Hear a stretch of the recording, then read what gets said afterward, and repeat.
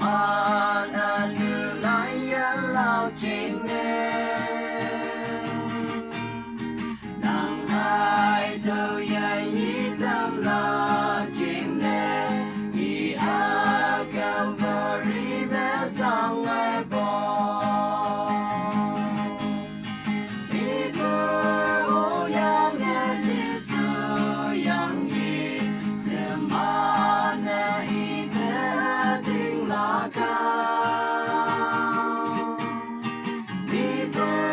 ô yang nghe Jesus yang yi hallelujah ô bơ hem lo ca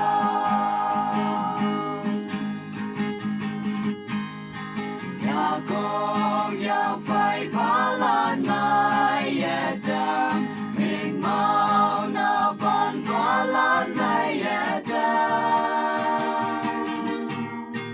ya sa ya li thuy linh phương nghi ya cả ta lan mình ta bé tôi ya về đi bước yang nghe Jesus yang yi te mana i te ting la ca